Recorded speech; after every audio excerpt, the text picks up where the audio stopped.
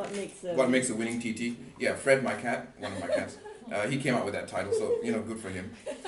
And so I thought, that's great. There's only one problem, and that I am not, by any stretch of the imagination, a table topics champion. I'm not.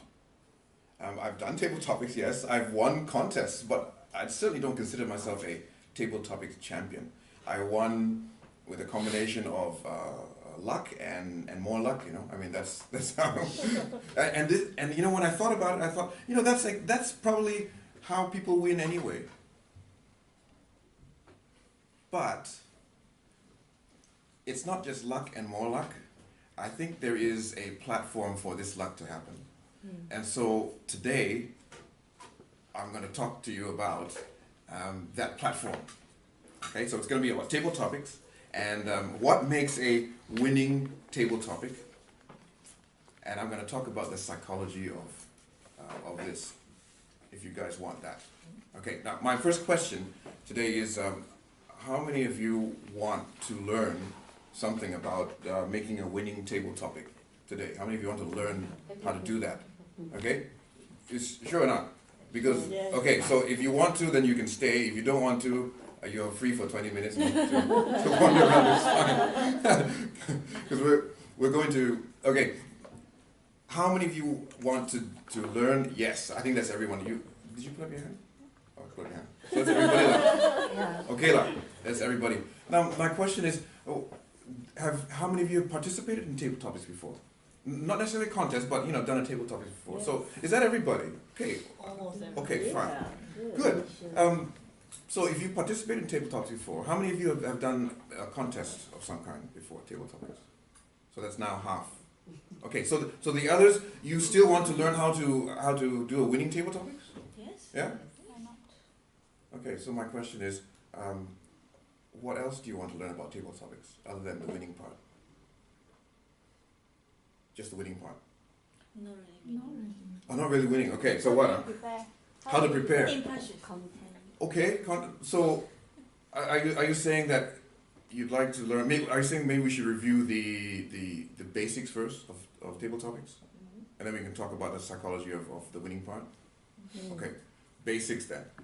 Right. This is why I don't prepare a thing, because if I did, we'd be off on the psychology, and then everyone would like, I don't know how to construct it. Okay, would you like to know how to construct a table topics like on the spot? Yes, we want to know this. Okay, what else about table topics you want to know? So we'll talk about how to construct it. How about, is anyone interested to know about how you formulate an opening?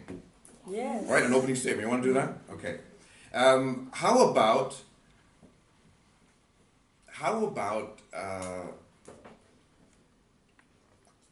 when you got the opening, before you deliver your opening line, you have to make a couple of decisions. Now, those of you who are experienced, chip in. A couple of decisions before you deliver your opening line. What would one of the decisions be? Say if I gave you a topic that said something like, okay, I've got some examples here. Okay, here's one.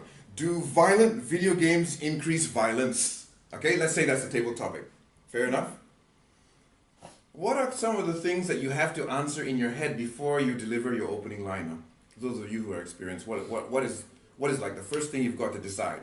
Do violent games yeah, whether you agree or not. Okay? Whether you agree or not. Do you want to take that basic to a winning level? Yes. Okay. So here's the basic, is whether you agree or not. The winning level is, and the winner will be thinking this, yes, whether I agree or not, but the winner will be evaluating the statement. And for most of us, we'll be thinking, okay, violence versus no violence, right? To play video games or not to play. Either it's black or white, am I right? Yeah. Most of us will be thinking, I've got to choose one side or the other. Guess what? Are there just two choices here? The pro, what's this, to advocate violent video games, or to say no to violent. There's just two choices, right? Are those really the only choices? No. What other choices might we have? Storytelling. In terms of taking because we're at the point where we need to formulate an opening statement. So in the opening statement, you have to state your position clearly, right? So now we're trying to figure out what is our position, right? You're trying to figure out what is my position. So you basically see a choice of, okay, it's either black or either white, right? Okay? But I'm going to suggest to you that the winning mentality will be open to a third possibility. And this is the difference between us and those guys that win. That's all. That third possibility. That's the difference. So now, if we walk into this world of the third possibility, because I assure you, it's not that difficult to do. It's simply that for some reason we go into default mode of either or. So there are gray areas in life, right? And this is the area you have to be open to. Those gray areas. Now, if you keep an area gray in your table topics, you will not win anything. If you keep it, you're not sure either, you'll not win anything. You have to be sure. You have to make a selection. So, what do you think could be that third option? We've got, okay, here's another one.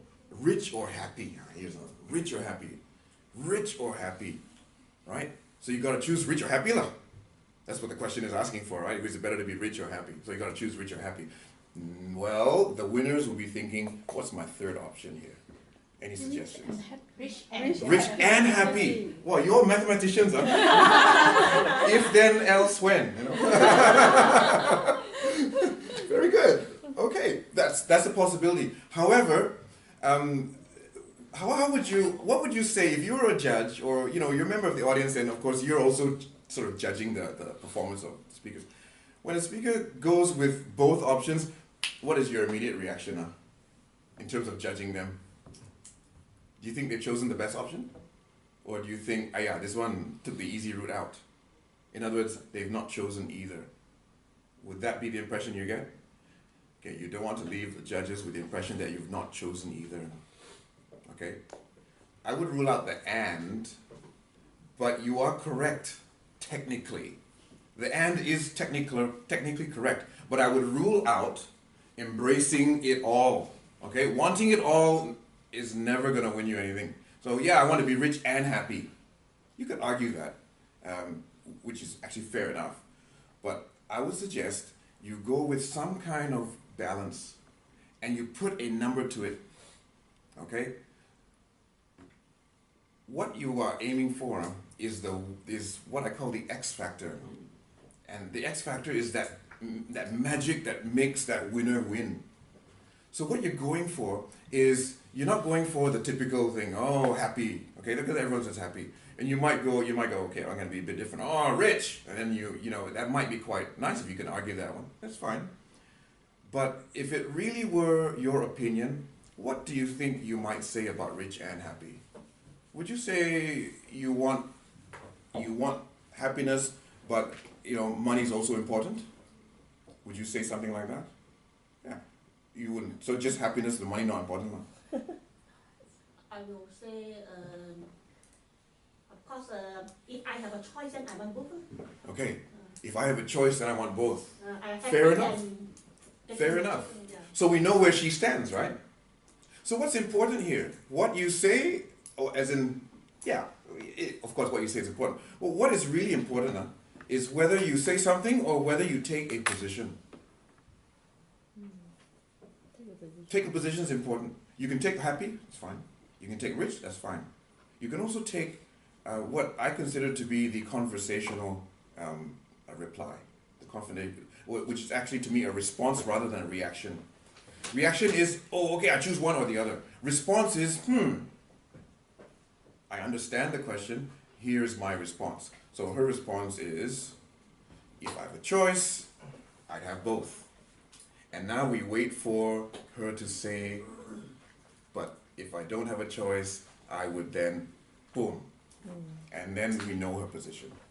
It's important that they know that everyone knows your position. Obviously, it's important that you know your position. So the decision you have to make is your position. And your position could be an either or an or, yes, one or the other. Or it could be a bit of both, but if you go with a bit of both, make sure it's interesting. This is the X factor. If you choose the black or the white, no X factor involved. People know your position, fine. You want the winning factor, you go for both, but you put a number to it. Yes. How about if I'm happy, Yes. I'm rich? Yes. Or if I'm rich, I'm definitely happy. Okay. So Okay, so now, if we don't know your position, now that's difficult for us to think that this is a good thing, this is a good answer. We must know your position. So, one way to get clear about your position, as in clear about your position in people's minds, is to put a number to it. I always joke with people, with my friends, about sexuality. I always joke with them, and I'll say, hey, I'm 80-20. And they're like, really? So they kind of get what I mean, right? And then one night, one girl said to me, hey, you 80-20, I'm 60-40. So this is interesting, right? This is interesting conversation. Whether it's true or not, I don't know. I haven't got a clue. As far as I'm concerned, I just say it for entertainment. But this taking a position like that is interesting. Rather than saying, yeah, either this or that is okay, You don't say that, no. You say I am, and then you put a percentage. It's very interesting, but avoid this 1%. Which percentage should you avoid? 50-50. Why? It's uninteresting. It lacks the X factor. So just avoid the typical one and go. If you say 50-50, you can still argue the same thing, but it's not interesting. You say 60-40, same argument, but your position is much more interesting. Does that make sense? Much more interesting position. If you say 60-40, or whatever, I'm 70-30, with regard to violence in video games, or whatever, rich and happy. Married or single, here's another one. Married or single, that should be a nice one to argue. And then you come up with, married or single, well, I'm 60-40. Oh, they're going, well, what does that mean? Then you explain what it means. Guess what, now you're explaining what it means, you already have a funnel for content. Married by the level. You've got a funnel for content. What is the biggest fear of a table topic speaker? What do you think? For you, when you go up there, what's your biggest fear actually, even before you go up there? Yeah, that you will have nothing to? Yes. Anyone feel that way? Yeah. I mean, we got the front here, at the back as well? Yes. Yeah, that you have nothing to say. Not that you will not say nothing, It's not that you will say rubbish, it's that you have nothing to say, right? If you say rubbish, actually you don't feel so bad, no? Am I right? Yes. Yeah. It's that you will have nothing to say. Once you take a position, you can then formulate. Well, your position is based on this word called the old word, opinion, right? Opinion. Having an opinion, formulating an opinion. If you take a position, this provides you with a funnel for your content, Rather than no funnel means the water go everywhere, but if you got a funnel, then the water will go into one place. It will go into the bottle. This is what we need. Holding it all together. Yes, these are the basics, okay? These are the basics. Okay, so, opening. Take a position. And I mentioned the old word. What's the old word again? Opinion. In our culture, if you have an opinion when you're too young, it cannot slap, Not qualified. No, yeah, father will slap you, shut up, that kind of thing, right? If you have an opinion when you're too, we are taught from a young age not to have opinions. Now, I think things might have changed a bit with the millennials. That's good. They all have opinions. One of the problems with opinions is that we misunderstand what an opinion is. If you understand what an opinion actually is, you'll be fine for your table topics. This is one of the basics. What is an opinion? What is an opinion? Some kind of statement, right? Statement of what? Your belief? Perception. Your perception? Yeah, your standpoint. Your position is a statement of your position. Standpoint, opinion. It's a statement of your position. So, rich or happy, give me a statement of opinion.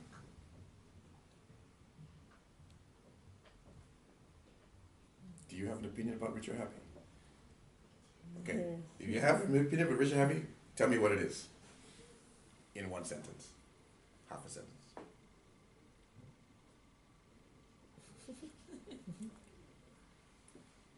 Okay.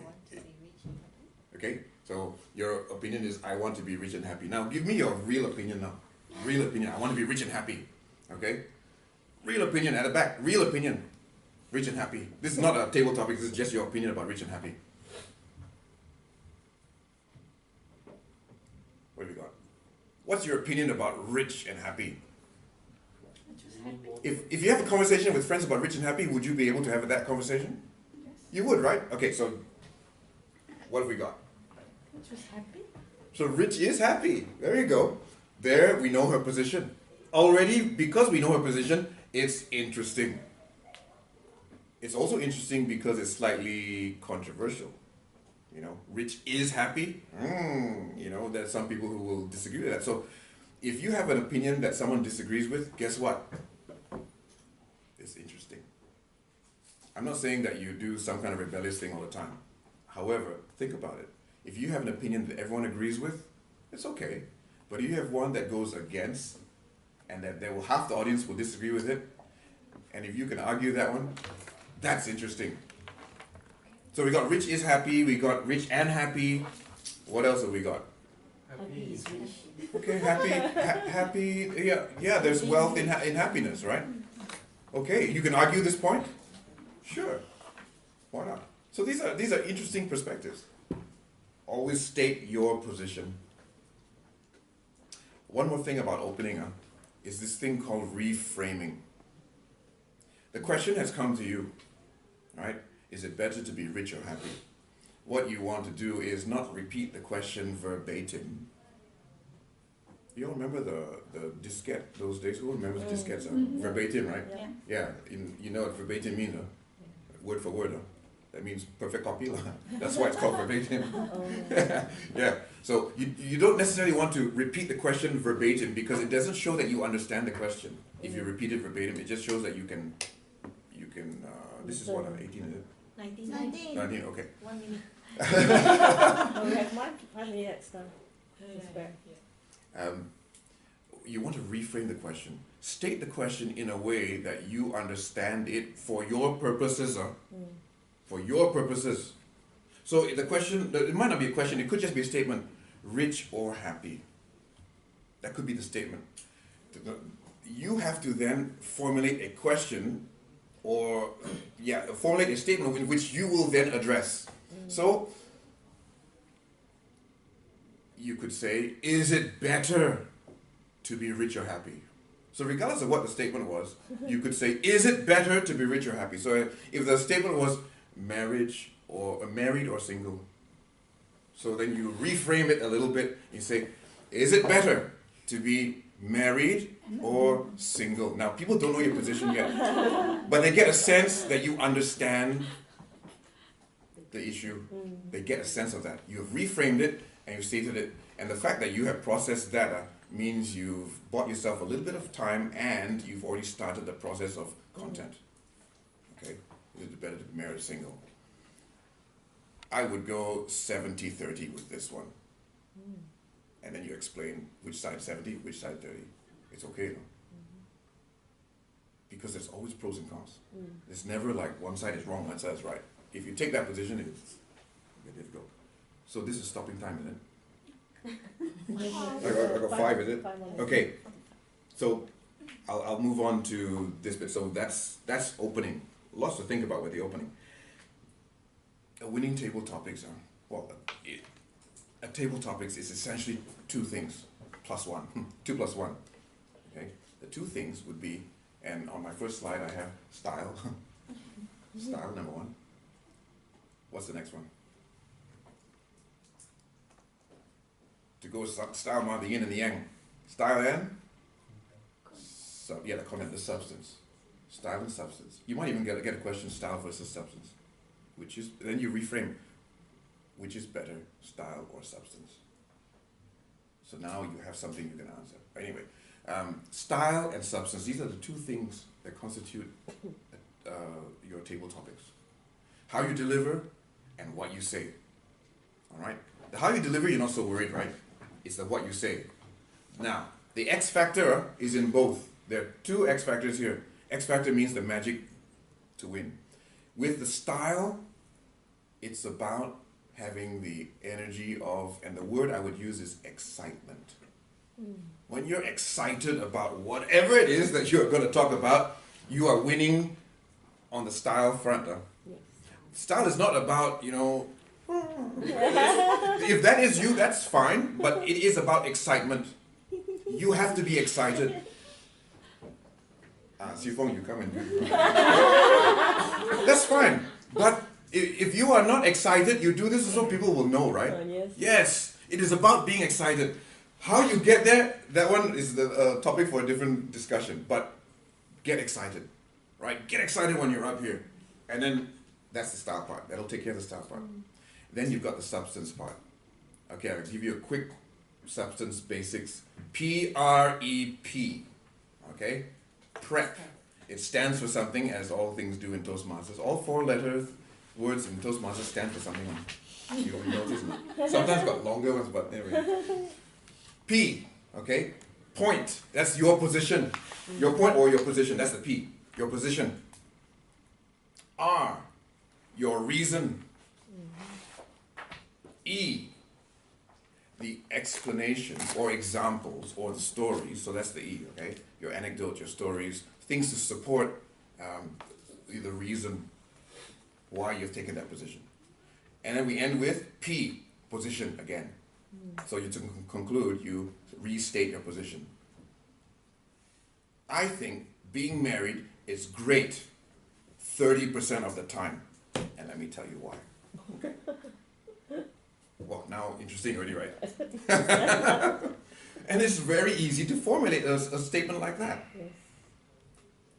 And the people are like, wow, that means it's great 30% of the time. Your implication is actually it's crap 70% of the time. Right? So this is why it's interesting. Because you've fired people's imaginations. And I really have run out of time, but thank you. I would, yeah, okay, I'll leave it there. As can I just ask, is there something that we've talked about today that has helped you? Yes. Yes? Okay. Okay, very good. And I'll see you again the next time I'm here. Thank you.